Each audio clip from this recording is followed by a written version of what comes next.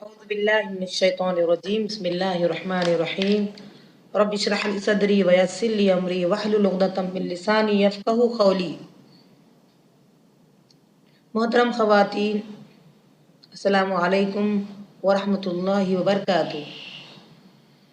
آج سورہ نساء سورت نمبر 4 کی آیت نمبر 148 سے 177 تک کا خلاصہ پیش خدمت ہے۔ بسم اللہ الرحمن الرحیم۔ لا يحب اللہ الجہر بالسوء من القول الا من ظلم وکان اللہ سمیعا علیما۔ اللہ یہ بات پسند نہیں کرتا کہ کوئی شخص دوسرے کے متعلق علانیہ بری بات کرے سوائے اس کے کہ اس پر ظلم ہوا ہو۔ اللہ سب کچھ سننے اور جاننے والا ہے۔ یہاں اللہ رب العالمین یہ بتانا چاہتے ہیں کہ جس شخص پر ظلم ہوا اگر وہ کوئی بات ظاہر کرے، گویا کہ وہ ایک قسم کی غیبت کی بات بتائی جا رہی ہے کہ غیبت وہ نہیں کہ کوئی آدمی ظلم کی داستان سنائے تاکہ مسئلے کا حل ہو، ایسے شخص سے جو مسئلے کا حل کر سکتا ہے، یا شر سے بچنا چاہتا ہو تو کسی کے بارے میں کہے، یا بچانا چاہتا ہو تو کہے، یا کھلے عام برائی کو روکنے کے لیے، یا ایسے ہی فتوے کو اپنے سامنے رکھے تاکہ پوری بات سمجھا سکے، یعنی ایسا فتویٰ کچھ لینا ہو تو پوری بات سمجھانے کی نیت سے کرے، یا برائی کو ختم کرنے کے لیے مدد طلب کرے ان کے پاس جن کے پاس طاقت ہو، جو مدد کر سکتے ہیں، ختم کر سکتے ہیں برائی کو۔ پھر آگے یہ کہا جا رہا ہے اگر معاف کر دے تو زیادہ بہتر والی بات ہے، جس کے بارے میں سورہ شورى سورت نمبر 42 کی آیت نمبر 40 میں بیان کیا گیا ہے کہ برائی کا بدلہ برائی جیسا ہو، یعنی جتنا ظلم اتنا ہی اس کا بدلہ ہو۔ لیکن اگر معاف کر دے تو اللہ کے یہاں بہت بڑا اجر ہے۔ یہاں اصل میں ظلم روکنا مقصود ہے تاکہ آدمی باز آ جائے۔ ابو داؤد کی ایک حدیث ہے، کتاب نمبر 40 باب نمبر 122 حدیث نمبر 5153 کہ ایک شخص نبی صلی اللہ علیہ وسلم کی پاس اپنے پڑوسی کی شکایت لے کر آیا تو آپ صلی اللہ علیہ وسلم نے فرمایا اصبر، یعنی صبر کیجیے۔ کچھ دن کے بعد وہ شخص آیا، پھر وہی شکایت کی تو آپ نے فرمایا ٹھیک ہے اپنا سامان باہر رکھو۔ جب لوگ پوچھے کہ کیوں رکھے سامان تو بتا دینا فلاں تکلیف دی ہے، تو اس نے ایسا ہی کیا، اور پھر لوگ پوچھنے لگے اور لوگ لعن طعن کرنے لگے۔ تب یہ آدمی یعنی جو پڑوسی تھا اس نے یہ کہا میں اب آئندہ ایسا غلطی نہیں کروں گا۔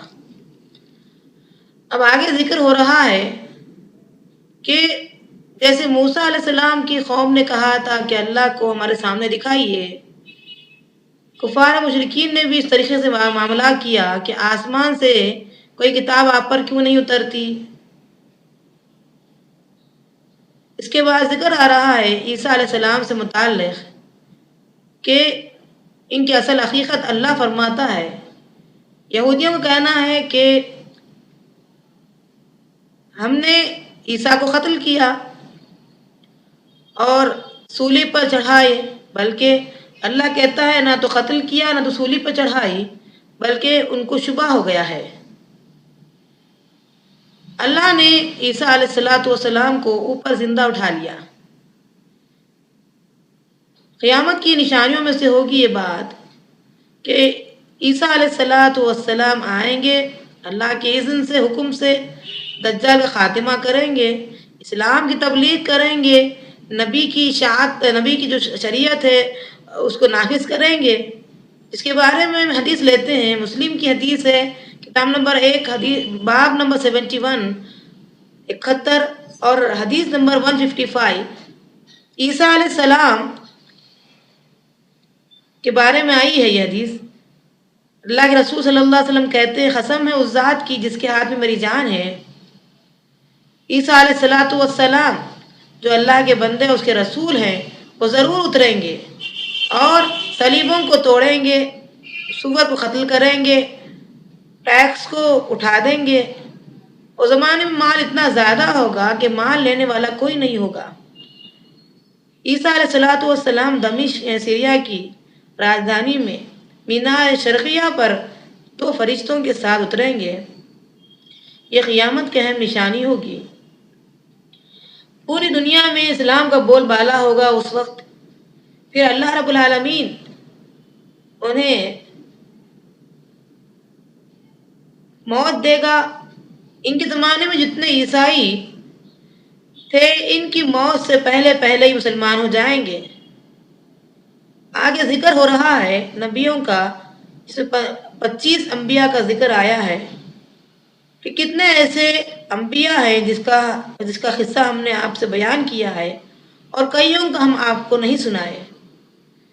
اصل میں انبیاء اللہ کے پیغام کو پہنچانے آتے ہیں. اللہ ڈرانے والوں کو یعنی انبیاء کو بھیجتا ہے، جن میں بھی آخری نبی محمد رسول اللہ صلی اللہ علیہ وسلم ہے، جو قیامت تک اب کوئی نبی نہیں آئے گا. اور جو کوئی بھی نبوت کا دعویٰ کرے گا آپ صلی اللہ علیہ وسلم کے بعد وہ دجال ہوگا. پھر آگے ذکر آ رہا ہے رسول تمہارے پاس جو حق بات لے کر آ گئے تو تم ایمان لاؤ، تمہارے لیے بہتر ہے. اگر کفر کرو گے زمین و آسمان اللہ ہی کے لیے، اللہ ان تمام چیزوں سے بے نیاز ہے. آگے ذکر آ رہا ہے کہ ایک حدیث قدسی بھی ہم لے لیں گے. حدیث قدسی اس کو کہتے ہیں کہ نبی صلی اللہ علیہ وسلم نے فرمایا، اللہ ارشاد فرماتا ہے، تو یہ حدیث قدسی ہوگی. فرماتے ہیں رسول اللہ صلی اللہ علیہ وسلم کہ اللہ کہتا ہے کہ میرے بندے تمہارے پہلے اور آخر جنات اور انسان تمام کے تمام اگر متقی ہو جائیں تو میری بادشاہت میں کچھ بھی زیادتی نہیں ہوگی. اسی طرح میرے بندے تمہارے پہلے، تمہارے آخر، تمہارے جنات، تمہارے انسان تمام کے تمام فاسق ہو جائیں تو میری بادشاہت میں کچھ بھی کمی نہیں ہوگی. مسلم کی حدیث ہے، کتاب نمبر 45 باب نمبر 15 حدیث نمبر 2577. یہ تمام کے تمام ایک زمین پر کھڑے ہو جائیں، جو مانگے تو میں ان تمام کے تمام کو دے دوں، کہ میری بادشاہت میں کوئی کمی واقع نہیں ہوگی مگر اتنا ہی جتنا کہ سوئی کو سمندر میں ڈال کر نکال دیا جائے. اگر ایمان لائیں گے تو ان کا فائدہ ہے.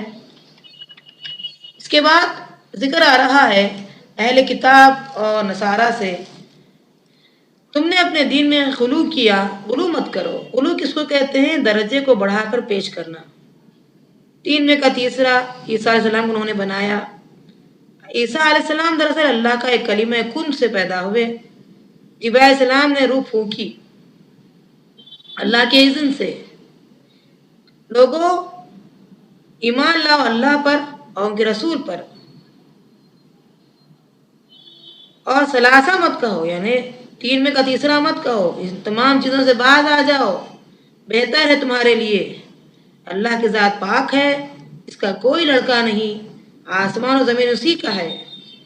پھر آگے کہا جا رہا ہے اے اہل کتاب، یا کفار و مشرکین سے بھی کہا جا رہا ہے کہ عیسیٰ علیہ الصلوۃ والسلام آر محسوس نہیں کرتے، تنگی محسوس نہیں کرتے کہ وہ اللہ کے بندے اور رسول کہیں، اور وہ اللہ کی بات کرنے میں تنگی محسوس نہیں کرتے. تنگی تو وہ محسوس کرے گا جو متکبر ہے، تکبر کرنے والا اللہ کی عبادت سے تنگی محسوس کرتا ہے تو اللہ دردناک عذاب دینے والا ہے. اب حقیقت پتہ چل گیا ہے کہ عیسیٰ علیہ الصلوۃ والسلام اللہ کے بندے اور اس کے رسول ہیں، 3 میں کے تیسرے نہیں ہیں. اس کے بعد ذکر ہو رہا ہے اے لوگو تمہارے پاس واضح دلیل آ چکی ہے روشنی یعنی قرآن مجید آ گیا ہے. اس کے بعد ذکر ہو رہا ہے کہ محمد صلی اللہ علیہ وسلم آپ سے لوگ کلالہ کے بارے میں فتویٰ مانگتے ہیں. کلالہ کس کو کہتے ہیں؟ پہلے بھی ذکر آیا ہے، وہ میت جس کا باپ اور بیٹا نہ ہو. اللاتی بھائی بہنیں، عینی بھائی بہنیں اسے کہتے ہیں کہ باپ ایک ہو اور کئی مائیں ہوں. وہ وارث اگر ہیں تو بھائی ایک یا بہن تو آدھا حصہ ملے گا، اگر دو ہیں تو ثلث، اور بھائی بہنیں ایک ساتھ جمع ہیں تو مرد کے لیے 2 اور عورت کو 1 حصہ ملے گا. اللہ ہر چیز کا جاننے والا ہے. اللہ نے ہر چیز کا مسئلہ واضح انداز میں بیان کیا. اللہ تعالی ہم سب کو قرآن سمجھنے، عمل کرنے اور پھیلانے کی توفیق عطا فرما. السلام علیکم ورحمۃ اللہ وبرکاتہ.